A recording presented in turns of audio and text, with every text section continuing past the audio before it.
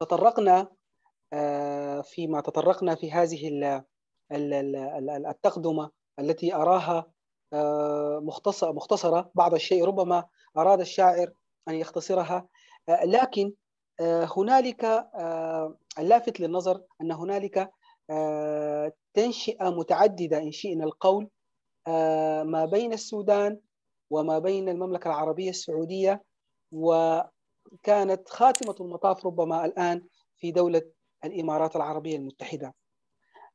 هذا التحول وهذا التعدد كيف أثر في نفس الشاعر عمر أبو عرف، وما هو الانعكاس الذي يعني كان مردوده ظاهرا في الشعر؟ هل ثمة انعكاسات حقيقة من هذا التجوال؟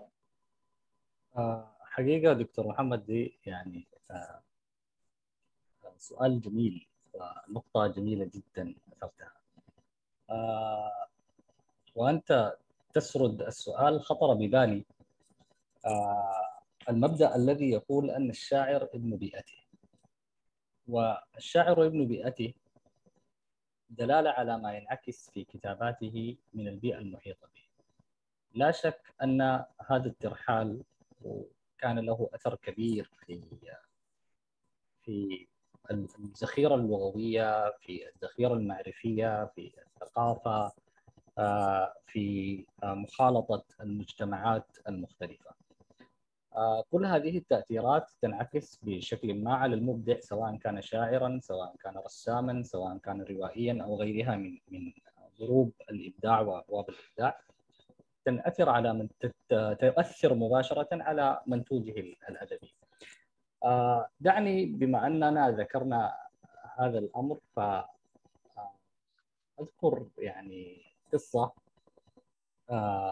لا أذكرها كثيرا، ربما كثير من الناس لا يعرفونها، ولكن أذكر تماما وأنا في المملكة العربية السعودية عندما كنت يافعا شافعا داخل على المرحلة المتوسطة، أولى متوسط تحديدا.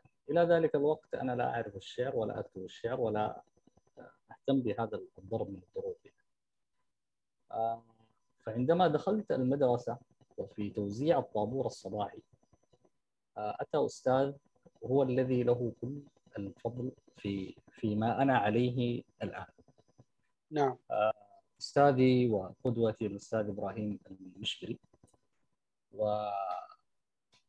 وسلم علي ودون أن يعرفني ودون أن أعرفه، ربما كان تفرسا في عيني. قال لي: ما اسمك؟ قلت له: اسمي عمر. من السودان؟ نعم من السودان. فقال لي: أنت شاعر السودان. وذهب. سبحان الله.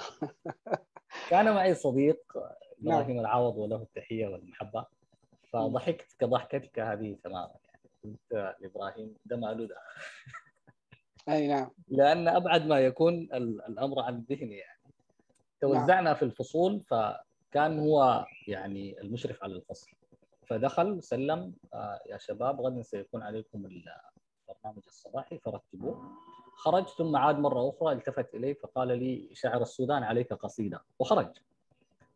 فالتفت على إبراهيم: ما هذه الواسطة التي تورطتها؟ يعني فقال لي: سهلة سهلة، افتح كتاب المطالعة، أخرج قصيدة وبكرة أقرأها لهم وخلاص. يعني ففعلت تماما كما قال، كتبت القصيدة على ورقة، وأذكر تماما القصيدة كانت للمقفع الكندي في رثاء الأندلس.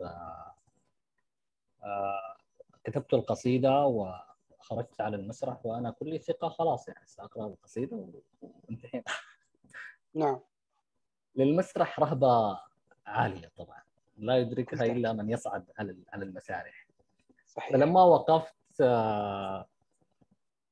وبدأت أقرأ النص الذي من ضمنه البيت الجميل: هي الأيام كما شاهدتها دول، من سره زمن سره زمن. ساءته أزمان، وهذه الدار لا تبقي على أحد ولا يبقى على حال بها شان. نعم. فوقفت وأنا ممسك في الورقة وبدأت أقرأ الأبيات، فلما رفعت رأسي للحضور كان مهيبا، فبدأت الورقة ترجف في يدي. أذكر أن الأستاذ إبراهيم المشبري وقف أمامي في تلك اللحظة، غطاني من الجمهور يعني، يا سلام. واستمر يردد أحسنت أحسنت إلى أن أنهيت القصيدة ونزلت من المسرح. فكنت غاضبا جدا على هذا الموقف يعني. وطبعا لا يفوتك التنمر اذكر من من بعض المتنمرين ذكر لي كانك كنت تقف في القطب الجنوبي كلك ترجف يعني. ف لما رجعت للفصل قررت اني لن اخرج في طابور صباح مرة. نعم. فمباشره ناداني الاستاذ ابراهيم وقال لي اسمع، انت ستخرج في كل الطوابير الصباحيه للمدرسه سواء كانت لفصلكم او لغير فصلكم. فقلت لا، انا لا اريد، لا الامر ليس بكيفك، انا ساعلمك تكنيك ستكون فيه يعني مرتاح. ما هو التكنيك؟ قال لي احفظ النصوص، احفظ النصوص، لا تحمل ورقه، وانا سادربك على الالقاء. ففعلا بعد عام واحد من هذه الحادثه انا اخذت لقب الالقاء الارتجالي على مستوى مدارس سبحان الله. نعم. هذا نعم. الاستاذ له فضل كبير جدا علي. الى ذلك الوقت لم اكن اكتب الشعر، ولكن اصبحت منتبها لشيء ما يجذبني، واللغه والاشعار والاشياء المتعلقه بهذا الادب بشكل عام يعني. وهو نعم. طبعا بطبيعه الحال كان استاذ اللغه العربيه في المدرسه. نعم.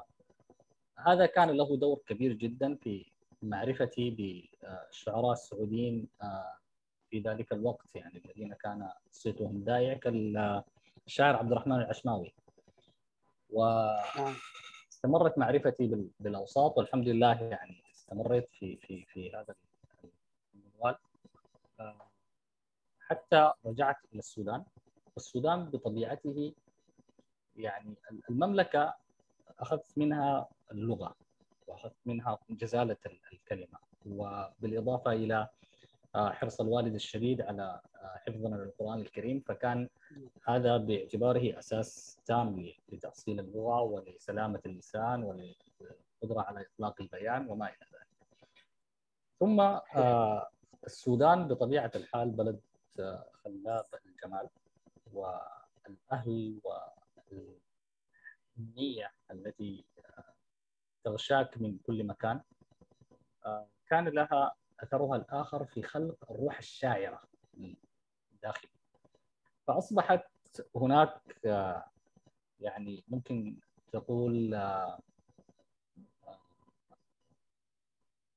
أمران أساسيان موجودان.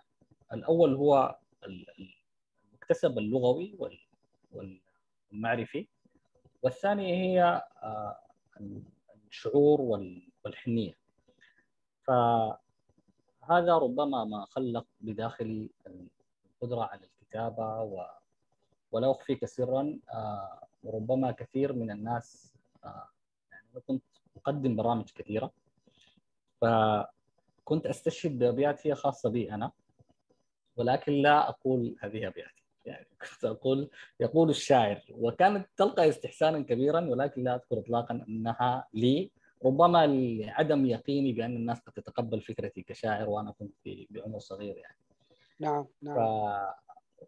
عندما، وهذه صراحة نقطة أنا أذكرها لأهميتها يعني، لأني لا أريد أن يلقى الشباب ما لقيته، وهذا أمر قد يتكرر في مجتمعاتنا العربية بشكل عام يعني. هل أنت مع هذه الفكرة أو مع هذا المسلك؟ هل يعني تشجعه، أم أن على الشاعر أو المبدع أن يطلق العنان ويعني يجاهر باسمه؟ هذه بالتحديد النقطة التي أريد أن أذكرها الآن. نعم.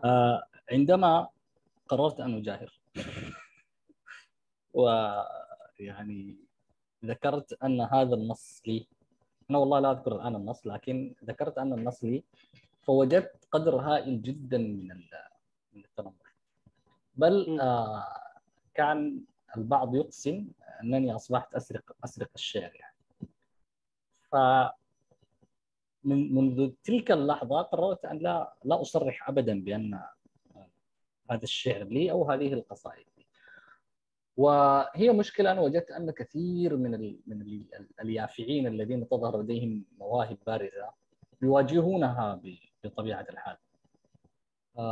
عندما يحاولون إبراز هذه الموهبة للمجتمع، فالمجتمع يصدمهم بأنه يعني لا يصدق أن هذه الموهبة قد تكون بارزة من هذا الطفل أو من هذا اليافع. وهذه واحدة من الأشياء التي واجهتها بشكل حقيقي، يعني على مستوى الأصدقاء المقربين، على مستوى الأسرة الكبيرة، على مستوى الذي يصدقك الذي لا يعرفك. وهذه بالضبط ينطبق عليها زامر الحي لا يطرب. نعم، ربما بعض من هم حول المبدع يعني يؤطرون له شكلا معين، ويفترضون في مخيلتهم أن يكون الشاعر أو المبدع ذو شخصية مختلفة، كأنما يهبط من الأعالي. لا يمكن أن يكون هو ذلك الشخص الذي يسامرهم ويناجيهم ويلعب معهم. تكون له هذه الدنيا وهذا الملكوت الذي يسبح فيه. والله هذه حقيقة نعم، صحيح نعم. صحيح. أنا شخصيا في طفولتي كنت شخص مشاغب جدا، وأنا شخصيا يعني حتى الآن إذا سألتني هل يمكن أن أكون شاعرا بتلك الشخصية التي كنتها عندما كنت صغيرا، لا يمكن أن أصدق صراحة. لأنني كنت مشاكسا جدا يعني. لكن وحتى الآن يعني في الوسط الشعري أصدقائي الشعراء المحيطين بي يعرفون جيدا أن أكثر شخص يمكن أن يحدث المقالب فيهم هو أنا يعني. فهذه الشخصية الهزلية يعني لا يمكنك أن تتصورها وهي تصعد المنبر أو تقدم حوار أو تقرأ قصيدة أو كذا. نعم. لذلك نعم. أحيانا أعذر الذين هم من حولي يعني. نعم. لكن نقطة لكي لا أصاب بوابل من نقطة مهمة أذكرها، أن بطبيعة الحال بعد يعني أن نضجت التجربة وخرجت إلى الناس وبدأت الأوساط تعترف بها، أصبح من حولك هم من أكثر الذين يشجعونك، من حولك هم من أكثر الذين يقفون ويؤازرونك ويمدون لك اليد العون. وأجزم أنك عندما تخبو يكونون هم الضوء ويكونون هم النور ويكونون هم الزاد لكي لا تسقط، لكي لا تخبو، لكي لا تقف. فدائما البدايات صعبة، ولكن أنا سعيد بكل الذين من حولي الآن. نعم. نرحب ترحيبا حارا بكل من انضم إلينا، الدكتورة منال زكي والأستاذة الشاعرة الأديبة إخلاص فرانسيس، أستاذ بابكر، وكل الذين انضموا إلينا الآن. ونحن في مستهل هذه الأمسية مع شاعرنا الجميل الأستاذ عمر أبو عرف. حبذا لو نسمع نصا تختاره على ذوقك. طيب، في ظل كل السوداوية التي نعيشها في هذا العالم، وفي ظل هذه الحروب والأمراض وكل الذي يحيط بنا، يظل الأمل الخير آت لا شك. ورائيون على صفحة الغيب هم عائدون، يحف النور خطوتهم والليل مال على أكتافهم وغفى. لما أشاروا إلى النجم البعيد دنا، الكون يعرفهم مذ كونهم مطفى.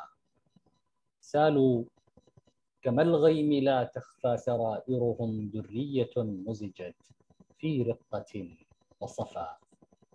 الريح تغزل من أطيافهم سحبا، من بين راحتها صوت السلام هفى. ما زادهم في سمو العز من شرف إلا وزادوه من أنسابهم شرفا. هم عائدون وشى بالأمر هدهدهم، ساق الحقيقة ينبي بالذي انكشفا. بين المرايا طفت أصداؤهم، ولهم خلف السطور أحاديث لمن عرفا. كم وزعوا الريح في الشطآن نافلة، مدوا سناهم على مد الورى ضففا. شاخت سنين وما مرت دقيقتهم، فالعمر عندهم لا بعد ما انتصفا. هم يجمعون عيون الشعر من دمنا كي يفتحوا غدنا من بوحهم شرفا. قد أرهفوا الحرف في معناه وانفلقوا، صلى عليهم مقام الحرف واعتكفا. قاموا على ألسن العشاق أغنية، ذابوا عناقا وذابوا في الورى رهفا. فيهم تلاشت خيوط الخوف فانسكبوا، سطران حلم وسطر بالهوى عزفا. الله الله الله الله. يعني قمة في التفاؤل، وسلاسة في الحرف، وجذالة في الصياغة، ويعني شهادتنا فيك مجروحة طبعا. أشكرك يا دكتور. وهذا يقودني مرة أخرى إلى ذلك الذي رآه أستاذك، فهي يعني جد قصة مدهشة، أن تكتشف ما لا يراه الآخرون، وما لا يعرفه حتى من اكتشف الشيء عنده. ففي رأيك هذا الأستاذ يعني ما الذي رآه، أو هنالك شيء ما، يعني هل هذا يندرج في قائمة أو مسمى ما ورائيات الطبيعة، أو شيء من هذا القبيل، إذ أنك لم تكن تقرض الشعر، ولم تكن حتى يعني تقف أمام جمهور، أو فقط لمجرد الجنسية. لا أظن أن ذلك هو الباعث على هذا التصرف. فهل سألته يوما، أو هل عن لك مثل هذا السؤال؟ هو في ذلك العمر، أنا كان عمري في ذلك الوقت يعني 12 13 عام بهذا الشكل يعني، واستمرت وكنت معه في المدرسة حتى سن ال15 يعني. نعم. فسؤال كهذا لم يتبادر لذهني لأني في ذلك الوقت لم أكن شاعرا بطبيعة الحال. نعم. لكن عندما قبل 3 أعوام تقريبا، في العام 2019 أو 18 تقريبا، عندما أخذت جائزة شاعر السوداني التي كانت قد نظمتها شركة الهاتف السيار السوداني، الشركة القومية للاتصالات، تذكرت تماما الأستاذ في تلك اللحظة، وطرحت هذا السؤال بيني وبين نفسي: ما الذي رآه لتصبح هذه النبوءة حقيقية؟ نعم، يصبح هذا الأمر أنت حقيقيا. نبوءة أستاذك. نعم. نعم. ما يجعل الأمر أكثر غرابة دكتور، نعم. أني بعد أن تخرجت من المتوسطة وانتقلت إلى الثانوية، وفي الثانوية الحمد لله يعني تفوقت وحرزت ألقاب لها علاقة بالأدب، وخرجت يعني انتقلت إلى السودان ودرست الجامعة. وأنا في الجامعة يعني ربما فصلتني عنه 10 سنوات تقريبا. أذكر أن أخي وهو موجود الآن، الجيل الأمين، نعم، له التحية. نعم، هو كان ما زال في المملكة. فقلت له: يا أخي أقرئ مني الأستاذ إبراهيم المشبري السلام والتحية وهكذا يعني. فعندما ذهب له أهداه ديوان المتنبي، وكتب على ديوان المتنبي: إلى الابن شاعر السودان. ماذا لا يذكر؟ ما زال يصر على هذه النقطة. نعم. نعم. فأصبحت كأنني يجب أن أكون شاعر السودان لأرضي الأستاذ إبراهيم المشبري. نعم، على قدر التحدي. نعم. نعم. نعم. فحقيقة أنا لا أجد جوابا، لكن هي الأرواح جنود مجندة، ما تلاقى منها اختلف، وما نعم. تنافر منها اختلف، هذا أمر لا شك فيه.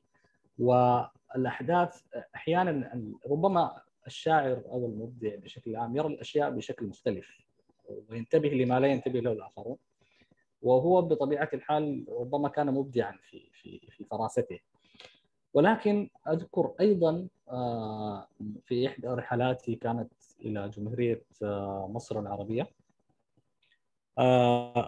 كنت واقفا في الشارع، فمر رجل مصري يعني مسن جدا. لا أدري لماذا وكيف، ولكن تقدمنا بخطوات. كنت أقف أنا والوالد ثم رجع إلى الوراء فسلم علي وسلم على الوالد. قال لي: أنت سوداني؟ قلت: نعم أنا سوداني. فابتسم وقال لي: بلد الفيتوري. ثم ذهب يعني. فقال لي: بماذا؟ قال لا. قلت له: والله قال لي بلد الفيتوري. فضحك الوالد، قال لي: ربما قرأ فيك شاعرا. نعم نعم نعم. صحيح صحيح. فأحيانا تحدث أشياء فعلا يعني تجعلك تتساءل ما الذي يحدث. نعم رغم أن الشعر هو عند الشعراء كائن حي، يعني يتنفس ويشاركك الأكل ويشاركك الحزن ويشاركك الفرح ويشاركك الألم، وأحيانا يتسبب هو في الألم. صحيح صحيح. فهذه ربما حقيقة أن الأرواح جلود مجندة. نعم، سنعود إن شاء الله إلى هذه النقطة الهامة جدا التي أثرتها، وهي أنه داء ودواء، وداوني بالتي كانت هي الداء. لكن بعد أن نستمع إلى هذه القصيدة الجميلة التي أحبها كهمس الرمال في أذن الصحارى أو الصحاري. نعم. هي من القصائد التي كتبت من زمن صراحة. هي ليست من القصائد الجديدة، وهي من القصائد التي كما ذكرت لك الآن الشعر هو كائن حي يتنفس يشاركك أشياءك. فهي من القصائد التي كانت تحاول الانتصار للذات الشعرية تحديدا. صحيح. كهمس الرمل في أذن الصحاري، كوجه الليل، كهمس الليل في وجه النهار، كروح الليل. كهمس الرمل في أذن الصحاري، كروح الليل في وجه النهار، كأوقات تمر علي زرقا فيرهقها التأرجح في مداري، أبعثر فكرة الوجع المعنى فيخضر الورى برؤى اخضراري.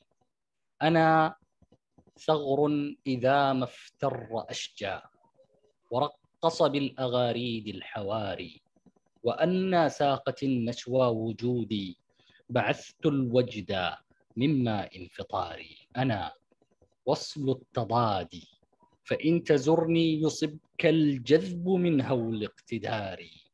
عبرت سلالة الصلصال حتى تساقط عن ترانيمي مساري، ومذ جميل. قبضت يداي الوقت سرا تشرب ماء كنهي من بخاري، فعوذت العروض عقدت شعري أغالب بالروي هوى البحار، فما يرتد عن طرفي وإلا غدا معناه عن إلاي عاري. نبوءة شهقة الشعراء مني ونور وميضها من بعض ناري، فيمم شطر ما يممت إني بكل ديار أهل الأرض داري، وما ذياك إلا عن سديم لمعنى الروح في لجج الوقار. حللت طلاسم الماضين منهم فصرت لطلسم الآتين قاري، فأنا طاف سواح القوافي أكون لبحر معناه الجواري، وما غزلت خيوط الضوء ثوبا كمثل هواي من حلل النواري، وإني مذ تلاشى الطين عني يقلبني انبهاري في انبهاري. وأنت تقلبنا كما شئت في هذا الانبهار وهذا الجمال. يعني صراحة يعني هذه القصيدة بالذات يعني تصيبني بالقشعريرة لجمالها لما التمسته من كيمياء وفيزياء وأشياء كثيرة فيها. تطرقت شاعرنا الجميل إلى أن الشعر داء ودواء. فلو نتكلم في هذا المسار قليلا، كيف يكون الشعر داء ودواء ومتنفسا ويعني باعثا للأشجان ولواعج الحزن؟ هذا أمر والله يا دكتور كبير للغاية. من أكثر القصائد التي أنا أعتبرها هي التي يعني حركت الشاعر الذي بداخلي هي لامية العرب للشنفر الأزدي. نعم. ومذ قرأتها وحتى اللحظة التي سأقرأ منها الأبيات تظل هذه اللامية متجددة بداخلي بشكل مختلف تماما. الشنفر عندما يقول: أقيموا بني أمي صدور مطيكم فإني إلى قوم سواكم لأميل، هذا التمرد الكبير جدا الذي تمرده على كل القبيلة وعلى كل الأعراف لينحوا منحى الصعلكة وربط الطريق كما نقول عندنا في السودان والهنبتة. نعم. هذا التمرد يعني هذا القرار لكي تتخذه فأنت تعايش مأساة كبيرة جدا وتعايش نزاع كبير جدا. فلم يجد الشنفرة يعني شيئا يعكس عليه كل هذا الانفعال الداخلي غير لاميته، واستطاعت لاميته أن تضم هذا الانفعال بكل عنفوانه. يعني عندما يقول: دعست على غطش وبطش وصحبتي سعار وإرزيز ووحر وأفكل فأيمت نسوانا وأيتمت إلدة وعدت كما أبدأت والليل أليل. هذا العنفوان، هذا التمرد، ثم يعود بك ليريك ذاته المتفردة: ولست بمحيار الظلام إذا انتحت هدى الهوجل للعسي في يهماء أوجل. نعم. إذا الأمعز الصوان لاقى مناسم تطاير من عقاب ومفلل ليهذب نفسه ويقول لك: إذا مدت الأيدي إلى الزاد لم أكن بأعجل إذ أنشأ القوم أعجل. نعم. هذا الأدب الجم الذي ضم هذه القصيدة هو من عنفوان كبير. هذا العنفوان نفسه تجده عندما يقول المتنبي بعده بعصور وبأزمان وبثقافات وبلغات الدنيا تغيرت بأكملها، أتى الإسلام وتغيرت الحضارات، ثم يأتي هو ليبرز ذات العنفوان والصراع الذاتي الداخلي الذي يعيشه في قصيدة وفي بيت شعر وفي بحر بسيط. عندما يقول: إذا رأيتني وبليت بارزة فلا تظنن أن الليث يبتسم، الخيل والليل والبيداء تعرفني والسيف والرمح والقرطاس والقلم، وجاهل مده في جهله ضحكي حتى أتته يد فراسة. وفهم. الشعر بطبيعته كائن يتنفس بداخل الشاعر، نعم. يعايشه في الأحزان، يعايشه في الأفراح. ربما عندما عند أهل العلم، علم النفس، يقولون أن من الأفضل للإنسان أن يفرغ طاقته السلبية عند لحظة المواقف وأن لا يدع هذه الأشياء تتراكم. القصيدة هي عبارة عن تراكمات نفسية. هذه التراكمات عندما يعني تتواصل بداخلك في لحظة ما، ربما أنت وسط الناس وفي حفل ما وفي سعادة ما، في فرح ما، ولكنك تخرج قلمك وتبدأ تكتب في نص ليس له أي علاقة بالمحيط الذي حولك. هذا النص هو عبارة عن ذلك التكوين الذي كان يتكون من التراكمات السابقة.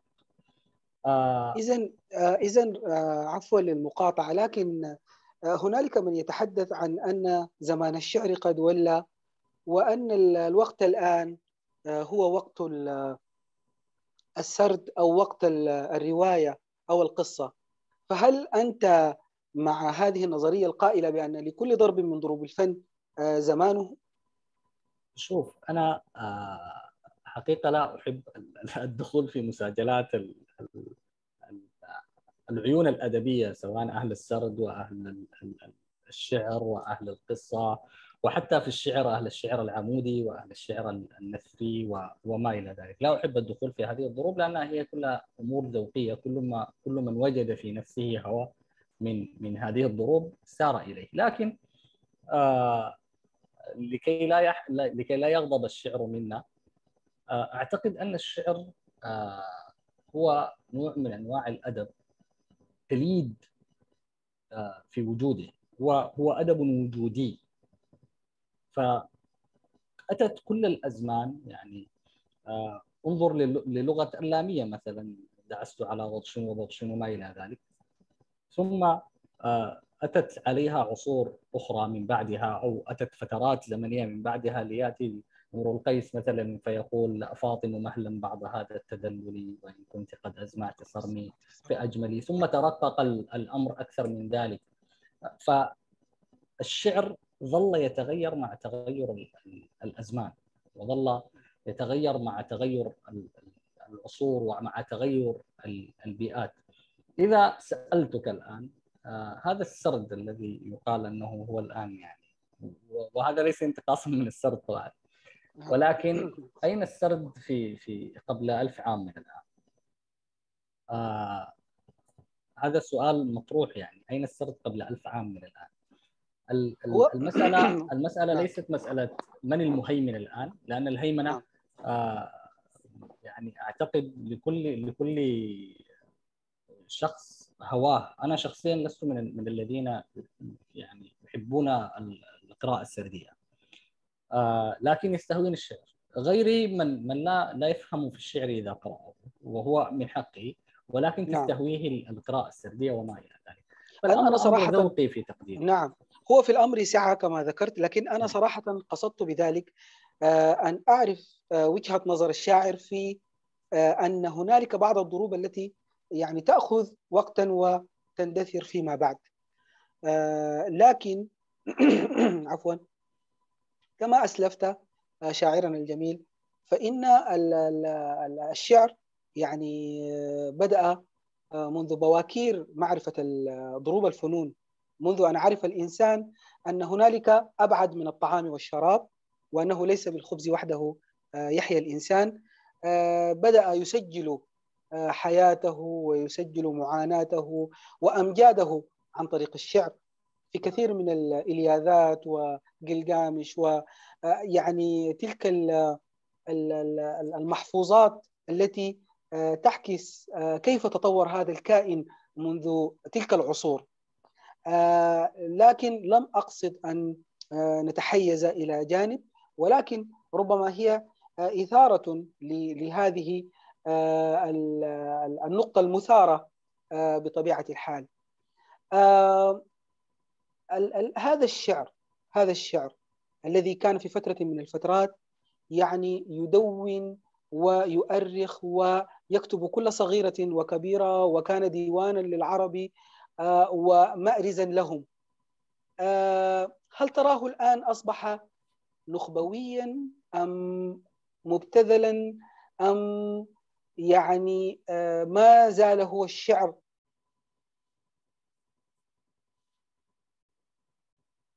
قد في بعض أحايينه يكون نخبويا ليس مثل بقية الأصناف؟ والبعض يقول أن قوانين العرض والطلب قد فعلت فعلها وتدخلت حتى في موضوع الشعر، فأصبح هنالك الشعر التكسبي أو الشعر الذي ينحاز إلى ما يبتغيه الآخرون، ولا ينحاز إلى ما يريده الشاعر نفسه.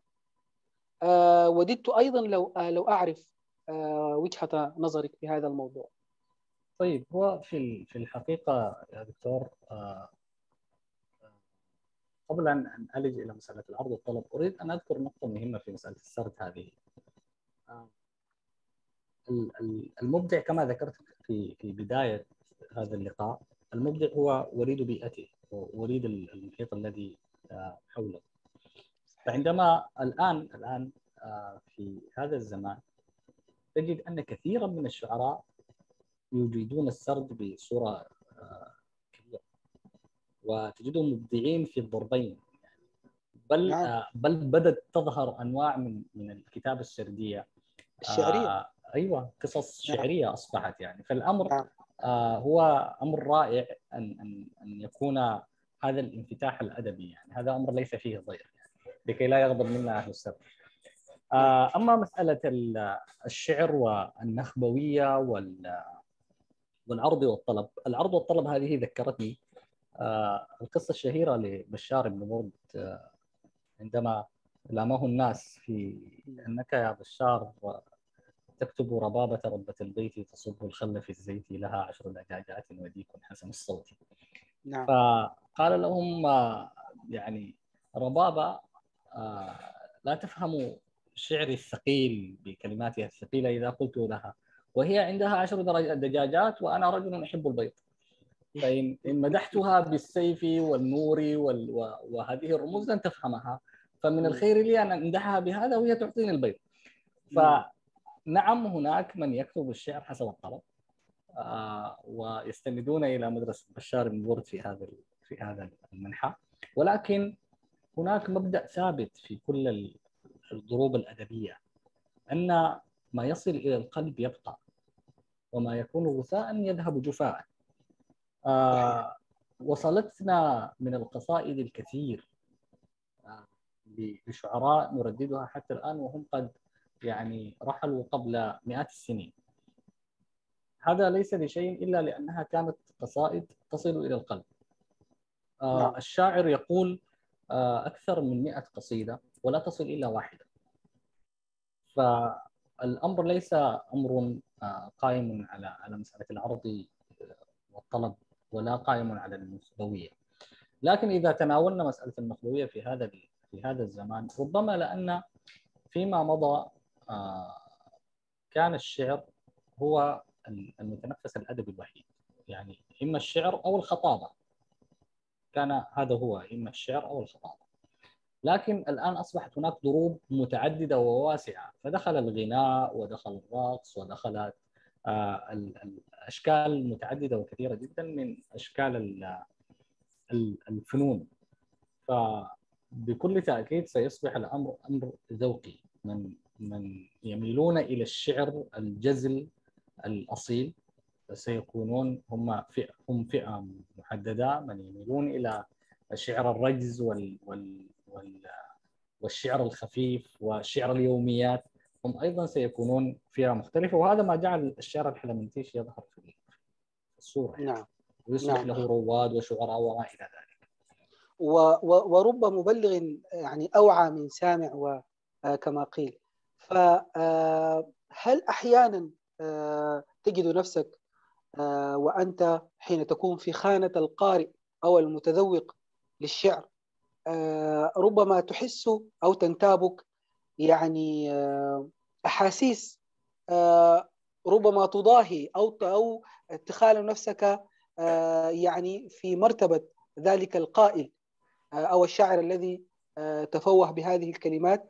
أنا أحيانا يعني تنتابني مثل هذه الأحاسيس، وأحيانا أكاد أجزم بأني أحس هذه الكلمات أكثر من قائلها. ف يعني هذه المشاعر ربما وضعت على عاتق الشاعر مسؤولية كبيرة في أنه حينما يقول هذه الكلمات هو لا يقول كلمات تخرج هكذا جزافا، وإنما قد يكون لها تأثيرا يمتد لسنين عديدة وتسير بها الركبان، ويعني يعني يستشعرها الناس ويكون لها تأثيرا كبيرا على حياتهم. ما زال ذلك الإحساس قائما لدى الشعراء؟ بمعنى آخر كيف تشعر بمآل الشعر والشعراء؟ يعني هل الشعر بخير؟ الشعر في أحسن حالاته على مر العصور. هذا أمر كنت أقوله قبل أيام لمجموعة من الأصدقاء الشعراء الذين جمعتنا مناسبة من دول مختلفة، من الجزائر ومن المغرب ومن تونس ومن السعودية وحتى من مالي والسنغال. كنت أقول لهم أن الشعر الآن هو في أسمى درجاته، في أعلى درجاته على الإطلاق، ربما قليلا وسيضاهي العصر العباسي الذي هو كان عصر ازدهار الشعر والشعراء على مر العصور. أقول هذا لأنك لا تكاد تلمس بيتا إلا ستجد فيه شاعر، والأمر ليس مجرد شاعر والسلام. الآن أصبح الشعراء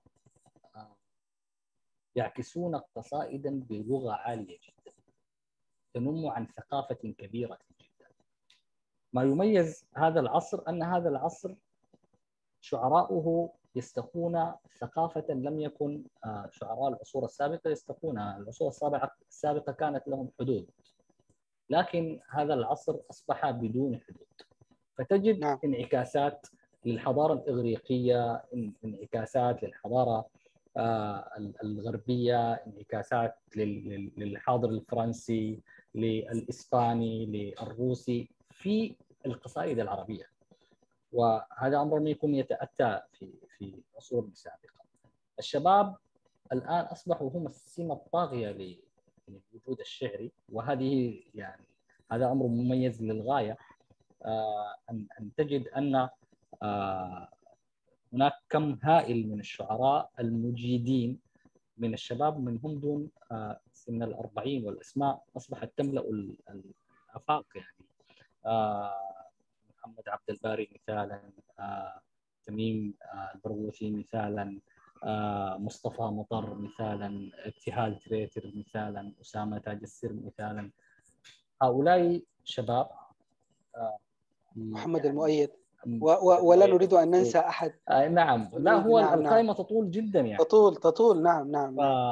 فهؤلاء الشباب استطاعوا أن يكتبوا شعرا عاليا جدا بمقاييس هذا الزمان، لأن الشعر يتطور مع تطور الأزمنة. استطاعوا أن يكتبوا شعرا عاليا جدا بمقاييس هذا الزمان، رغم أنهم ليس بالضرورة خريجي كلية آداب أو خريجي مجال عنده. يعني محمد المؤيد المجذوب الذي ذكرته الآن مهندس. صحيح. أنا مثلا شأني مع المال والحسابات وما إلى ذلك، يعني شأن جاف ليس فيه أي مشاعر. نعم. فالأمر أصبح الآن مفتوح، الناس أصبحت تستقي ثقافتها الأدبية من كل مكان. من السهل جدا أن تستطيع أن تلبي احتياجك الشعري من أدب، من معرفة، من لغة، من أمور عديدة. فهذا العصر أنا أعتقد أنه عصر يتميز جدا بشعراء مميزين، وسيذكره الذين سيأتون من بعدنا. نعم. إذا هل هنالك أفكار تدور بخاطر البحار؟ أنت ترمي إلى واحد من النصوص نعم. التي أحبها، كآخر ما يدور بخاطر البحار. كآخر ما يدور بخاطر البحار، كفكرة شاعر هربت، أعيد الآن أقلامي لأعقد صفقة التيار، وأشرعتي تبللها رياح الوعد ما هبت، وينتاب المدى قلقي فتعزفني رؤى الأغيار. تراجيديا حديث الروح تخبرني بأن مواسم الطرقات قد جفت، وروما لم تعد كخيار. هنا لليل أنغام مبعثرة على النجمات، كل يسكب الألحان على ما شاء. كيف الحزن يعبر مثله الطوفان، وتبقى فكرة الموتات مثل خرافة شاخت تقلبها يد الأزمان. هنا لليل مسبحة وإبريق وإيماض بغير شرار. هنا لليل ما للماء من أسرار. دعينا يا سلاف النفس نحيي ذكرى لوعتنا، نمر على النوى طفلين آخر ما يخيفهما حديث الريح للأشجار. دعي الأوقات للأوقات وكوني فكرة الميقات، وسيري في أثير البوح أغنية تعيد الروح للأشعار. فهذا الليل مختبئ بأنفاسي ويخفي خلف ستر الصبح أسفار من الأسفار. دعينا نصطلب القرب كي لا نصطلب. بكل تداوينا فلم يشفي ما بنا، لكن الاصطلاء بالقرب والاصطلاء بالنار، نعم، اصطلاءان فيهما ما فيهما. ووددت لو سألت أستاذنا أستاذ عمر عن تصنيفه لنفسه، هل هو من الشعراء الرومانسيين أم هو يميل إلى الفلسفة أم ماذا؟ ربما وجدت في بعض القصائد منحا فلسفيا عميقا، لكن جل القصائد إن لم تكن يعني كلها يعني عليها تلك المسحة الرومانسية الشاعرية جدا والموغلة في ذلك. فهل هذا التصنيف صحيح أم أن الشاعر لا يجب أن يصنف وهو فوق التصانيف تكتبه أحداث ومشاعر ولواعج؟ هو في الحقيقة يا دكتور طبعا الشاعر يصنفه الآخرون ولا يستطيع أن يصنف نفسه. والنقاد نعم. من الصعب جدا أن يصنف الشاعر نفسه، خصوصا أن هناك قصائد كثيرة تكتب كما ذكرت هي وفقا للأحداث. فأنت لا تستطيع أن تحدد من أنت، بل أصلا في تقديري السمة الأصيلة للشاعر أنه لا يعلم من هو. هذه السمة أصيلة له، إذا عرف من هو ينبغي أن يكون قد خرج من عباءة الشعر. لكن تظل كما ذكرنا في بدء اللقاء أن التأثيرات للبيئة المحيطة لها صبغتها على المنتوج الإبداعي. فمثلا أنا أعي أو مؤخرا عندما أقرأ قصائدي أجد فيها هي ليست كما ذكرت بصورة جلية مسحة رومانسية، بقدر ما إنها هي مسحة من الأدب الصوفي. فالمفردة الصوفية هي مفردة رقيقة، مفردة أقرب إلى روح الفلسفة وأقرب إلى الروح بطبيعتها، وهذا ربما بسبب تأثري بالشكل الصوفي والوجود الصوفي في السودان، كان له تأثير على لغتي. أنا أحب جدا قصائد الحلاج وابن عربي، وتفتحت عيناي على مكتبة ضخمة في البيت في كل الكتب المتعلقة بالتصوف والأدب الصوفي وما إلى ذلك.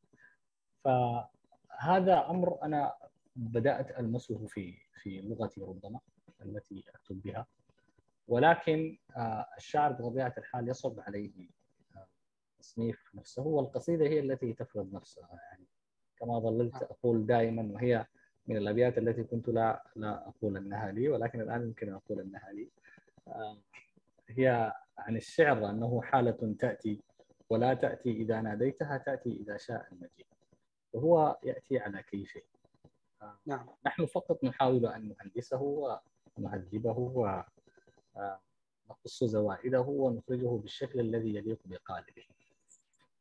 نعم. إذا نستمع أيضا إلى قصيدة من اختيارك. نحن بما أننا ذكرنا السودان وذكرنا الأدب، فدعني أقرأ قصيدة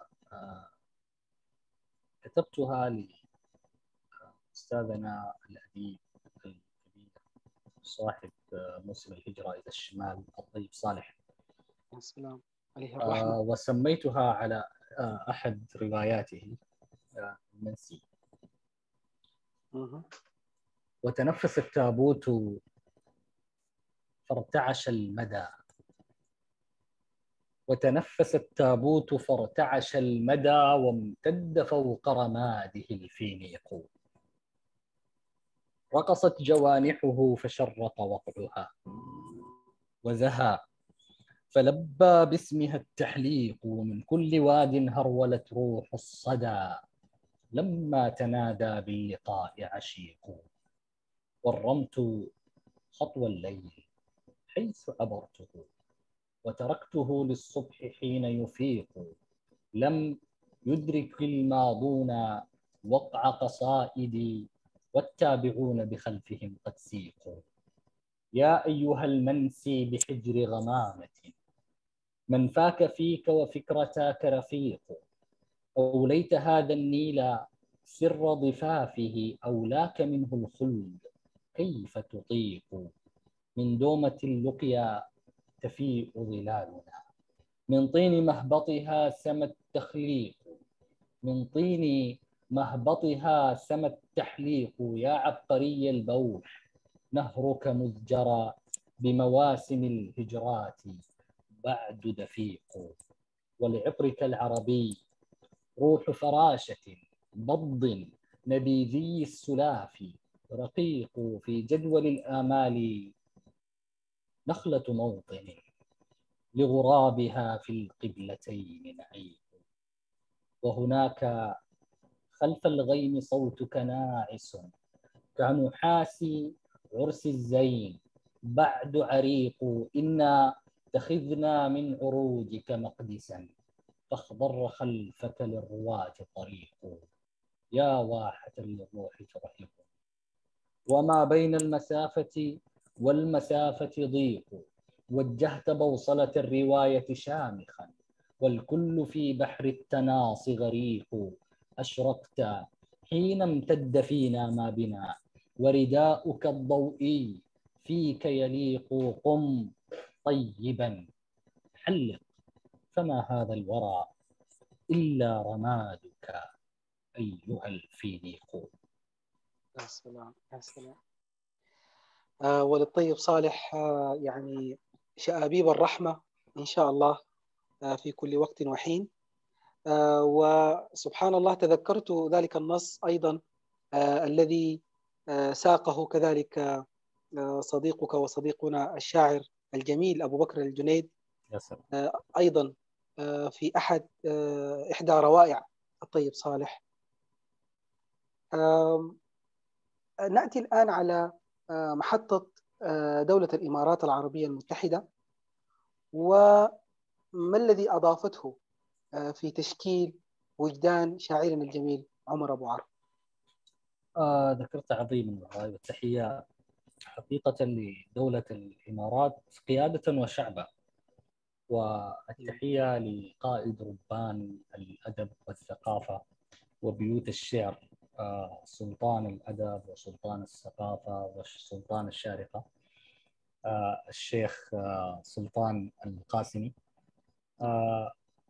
أنت عندما تأتي الإمارات وتحديدا عندما تضع خطاك في الشارقة فإنك إن لم تكن شاعرا ستصبح شاعرا، وهذا أمر أقوله لأن وجدنا في براحات الشارقة امتدادا من مهرجانها العربي بالشعر العربي، مرورا بنشاطات بيت الشعر، ومرورا بجائزة الشارقة وغيرها من النشاطات العظيمة التي من شأنها أن تثري تجربة الشاعر، من شأنها أن تزيد معدل الثقة في روح الشاعر وتجربته، ومن شأنها أن تخلق للشاعر بيئة ترى بوجود عدد كبير من الشعراء من مختلف الدول بمختلف التجارب بمختلف المشارب المعرفية والأدبية.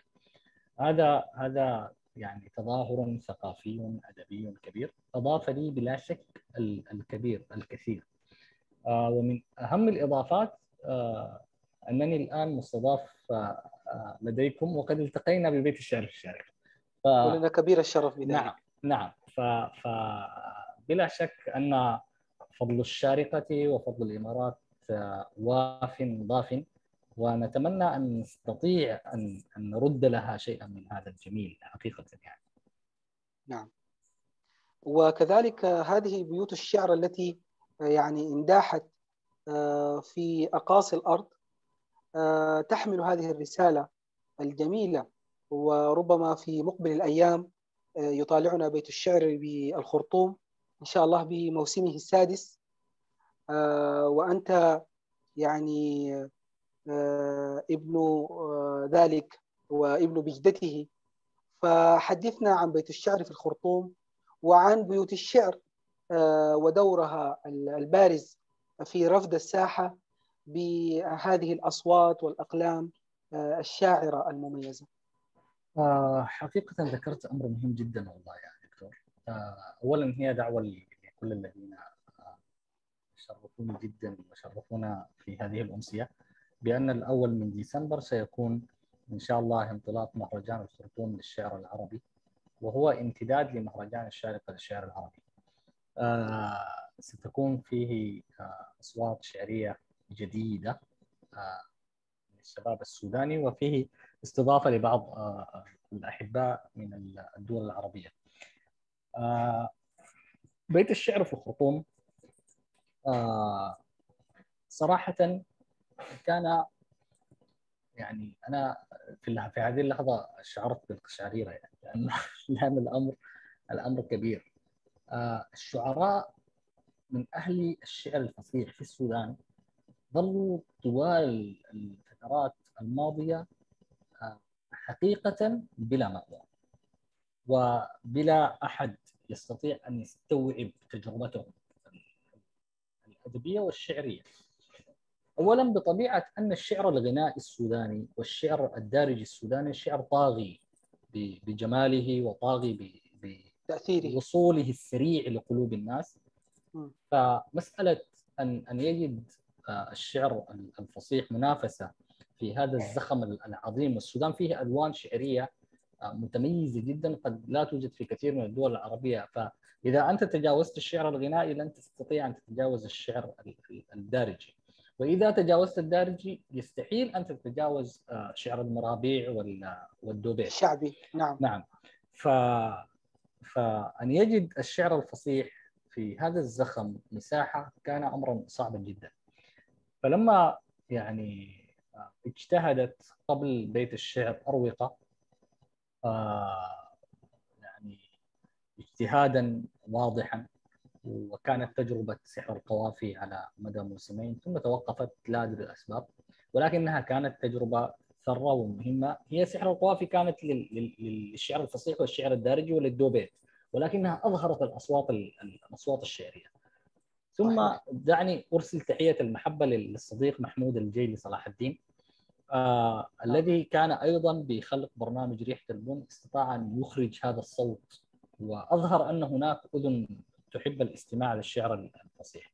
لكن عندما أتى بيت الشعر في الخرطوم فكأنما الشعراء وجدوا ضالتهم تماما فيه، يعني شعراء الفصيح، خصوصا أن قائد ربان هذا البيت كان الدكتور الصديق عمر الصديق، يعني مدير معهد العلامة عبد الله الطيب. صحيح.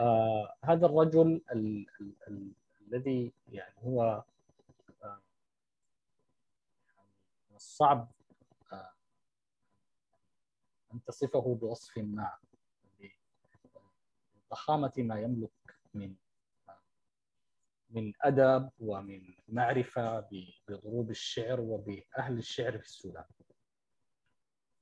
استطاع حقيقة أن يبرز أولا، أن يحتوي الشعراء الذين يكتبون الشعر الفصيح في السودان، ثم استطاع أكيد يعني كل الفريق الذي معه باش مهندس ابتهال تريتر ومحمد بركة وغيرهم من الشباب، استطاعوا أن يخرجوا الأصوات الشعرية الشابة بولوجهم إلى الجامعات، بإحيائهم للنشاطات والمسابقات كمسابقة منتدى الثلاثاء السنوية التي تقام للشعر وغير ذلك. فمنتدى الثلاثاء في الخرطوم في بيت الشعر في الخرطوم نبض النيلين، إذا تأخرت لن تجد فيه مكانا لتجلس. كل الشعراء يأتون ويسمعون لبعضهم البعض، ثم هو منتدى مفتوح لكل التجارب، من يريد أن يقرأ فليقرأ.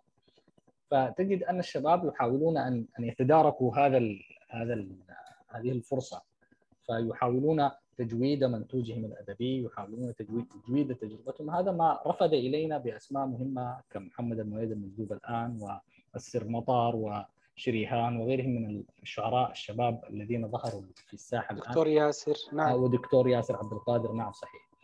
نعم.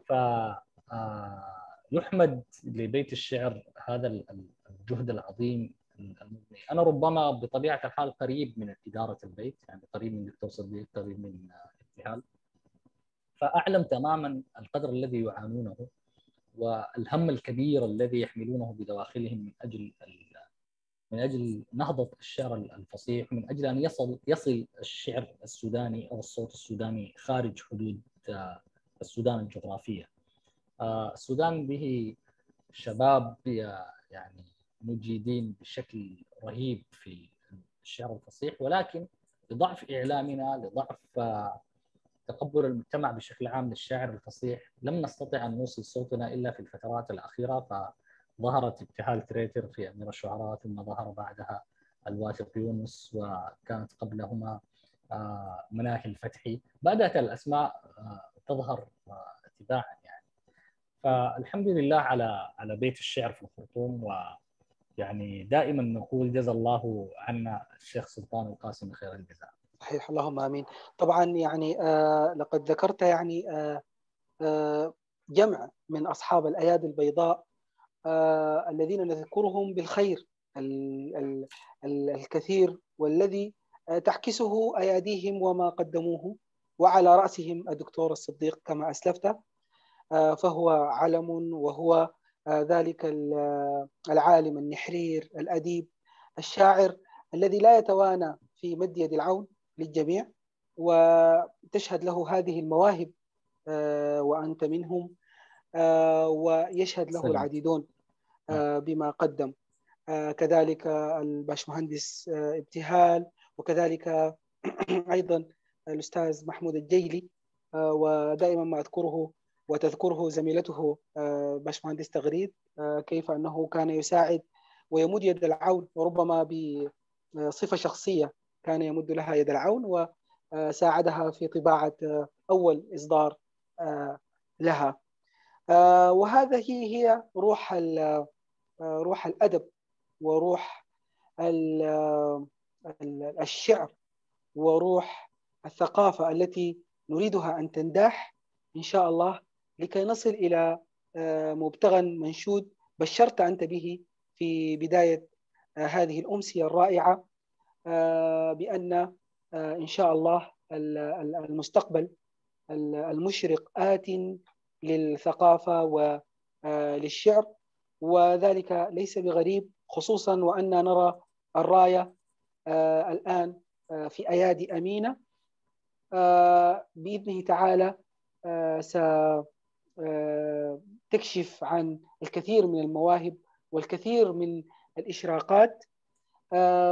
أحب أن أستمع إلى بعض المداخلات أو الأسئلة من جمهورنا النوعي الكريم، إن كان ثمة سؤال أو تعقيب يمكن بفتح اللاقط على الفور.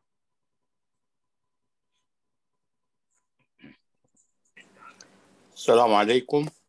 عليكم السلام ورحمة الله. أستاذنا بابكر تفضل. الله تعالى وبركاته. بابكر بشير محمد. مرحبا أستاذ. ليس لي حديث أقوله بعد هذه التغطية الشاملة التي غطت جميع الجوانب والتي حركت جميع المحاور والتي نفست عطرها في جميع الأنحاء، سواء من الدكتور البيدر أو من أبوه. ولكن تحدثتم عن ظهور شباب وبأعداد كبيرة في السودان كشعراء. السودان يعاني كثير من نظرة مستقبلية في جميع النواحي، الأدبية والثقافية والتعليمية والتصويرية، ولا نلتفت إلى جيل الأطفال. أشاهد كثير عبر وسائل التواصل الاجتماعي فعاليات بيت الشعر في الخرطوم، وأدقق بين الحضور لا أجد طفلا ولا أجد في مراحل الطفولة أو اليافعين ذوي الأعمار 12 وال13 وال14، ولا أجد اهتمام في جميع الصحف السودانية والمجلات ووسائل الإعلام حتى وسائل التواصل الاجتماعي عن هذه الفئة، وفئة الأطفال واليافعين والناشئين لمد يد العون ولكي يطلعوا على تجارب الكبار. وكذلك هنالك قصور، أنا لا أقول من بيت الشعر لكن أقول من وزاراتنا، وزارة الثقافة، في الاتجاه نحو الأقاليم مثل هذا المهرجان الذي يعقد في 1/12، طلعت عليه على الفيسبوك الإعلان وصور جميع الشعراء، ولكن لا أجد. لماذا لا يقام في كل عام في عضبرة وبدني والأبيض والفاشر وضنقلة وسنار؟ لماذا نتجه من الأقاليم؟ هنالك كثير من ملايين الزهور التي ذبلت وتحمل في فكرها وفي عقلها الكثير من الأدب والشعر والرواية والقصة، ولكن لا تجد من يتبنى هذه. كما أن وسائل التواصل الاجتماعي هي التي أصهرت هذا الشباب. الشعراء في السودان ليس في ازدياد، هي نفس النسبة، ولكن وجدوا وسائل للتواصل وللظهور. قديما الإذاعة والتلفزيون، وإذاعة واحدة وتلفزيون واحد، أو تنشر في صحيفة وهذا ليس بالإمكان، أو تنشر كتابا. ولكن كثير من الشعراء موجودين في الأقاليم بأعداد كبيرة في الزمان الماضي، وليس هذا الزمن، زمن التواصل الاجتماعي. فأنا أشكركم شكرا جزيلا وجميلا ونبيلا على هذا الجهد الراقي المميز، ونأمل أن نجد مثل هذه المنتديات، وأن يكون لكل شاعر في السودان منتدى يجمع فيه أصدقائه وأقرانه وأقربائه وزملائه، وأن تنتشر هذه الثقافة بين نواحي المجتمع السوداني. وبارك الله فيكم، وأنا أنتظر رد الدكتور الشاعر المبدع على هذه المداخلة، وشكرا. تحية المحبة أستاذنا بابكر بشير محمد. وحقيقة ذكرت نقطة فعلا هي جوهرية ومهمة جدا في مسألة عدم وجود الأطفال واليافعين في هذه البرامج. أنا بطبيعة الحال يعني لست عضوا منسق، ولكن لي علاقات قريبة مع الجهات التنسيقية، ونقاطك هذه للأمانة هي نقاط جوهرية ومهمة، خصوصا فيما يتعلق بنقل الأحداث إلى الأقاليم.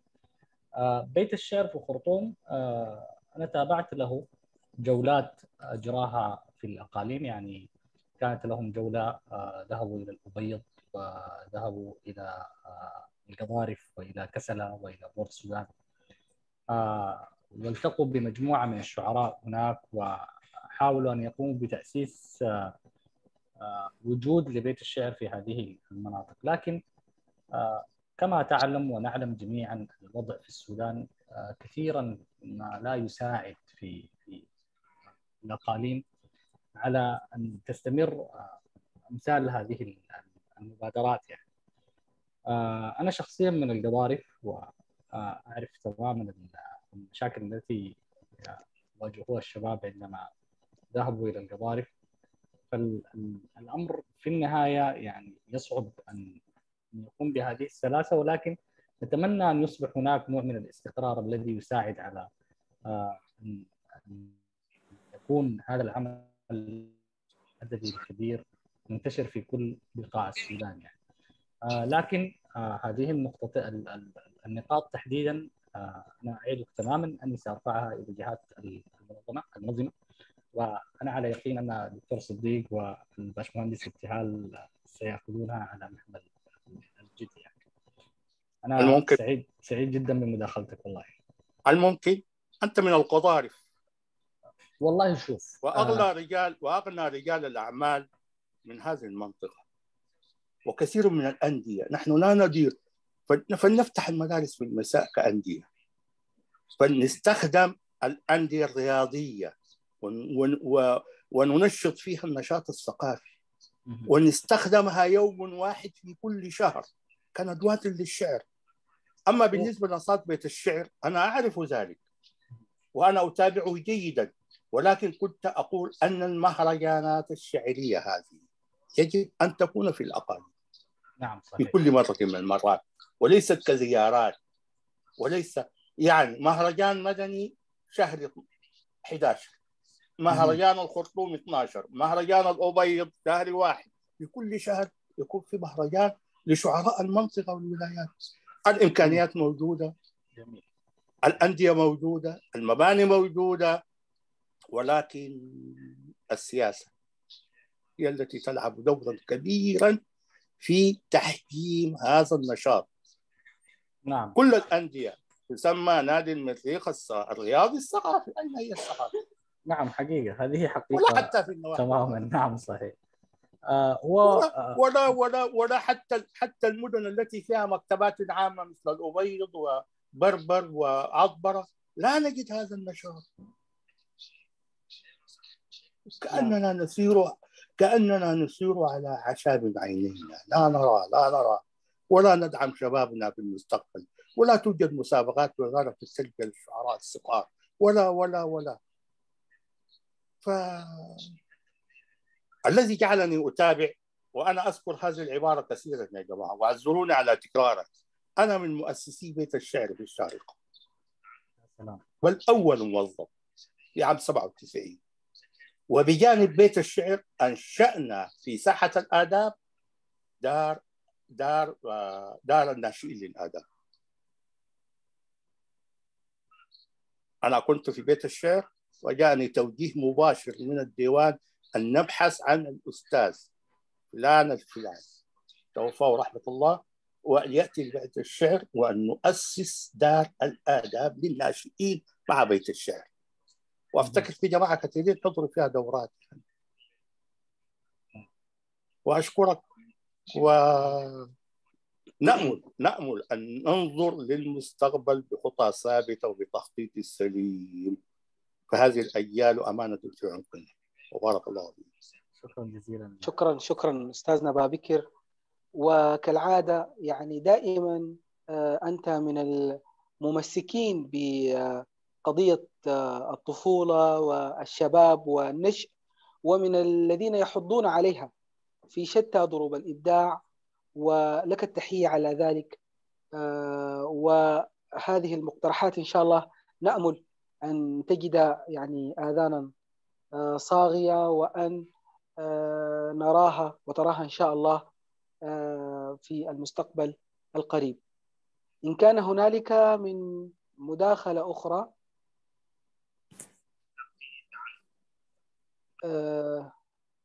من الحضور الكريم،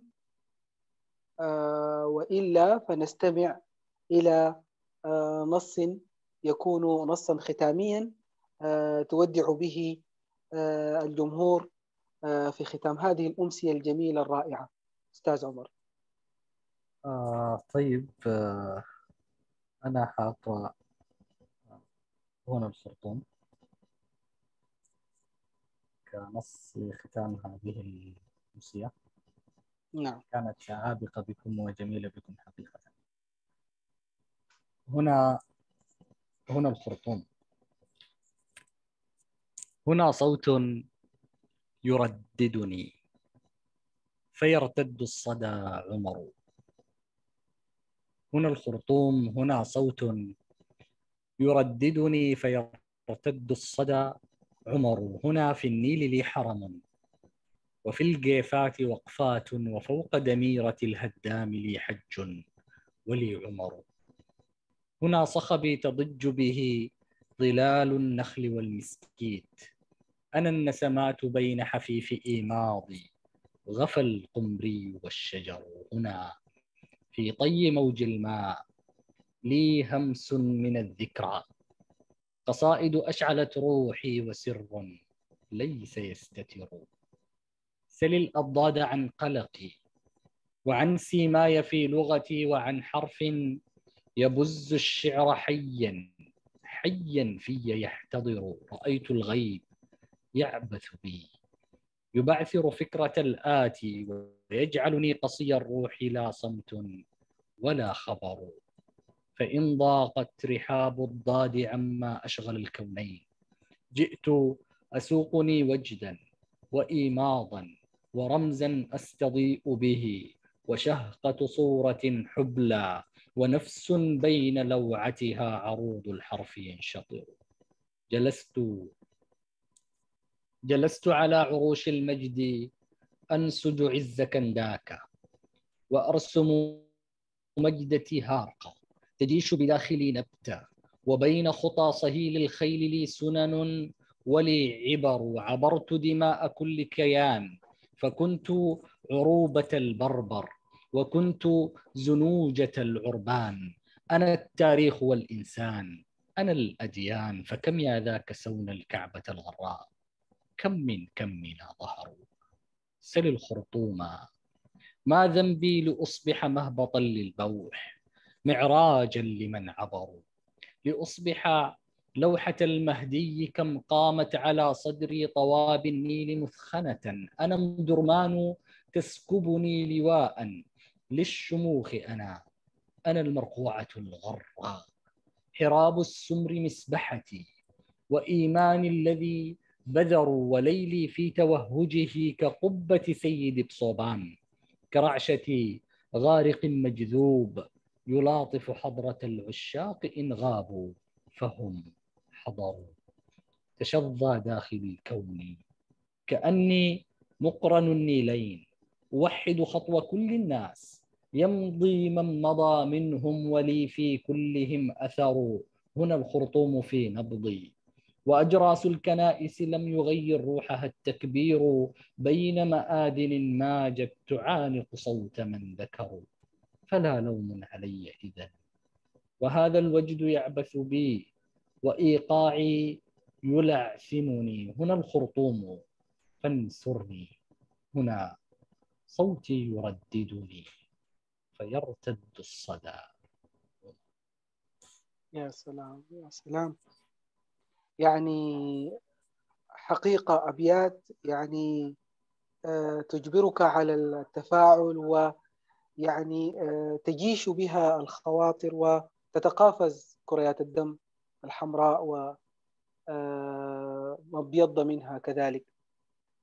كل التحية لك أيها الشاعر الجميل على هذا الألق وهذا البوح وهذا العطر الذي اندلق في هذه الأمسية الجميلة المتميزة، التي حاولنا أن نكفكف فيها ونطوف ما عنا لنا التطواف في هذه الحديقة الغناء.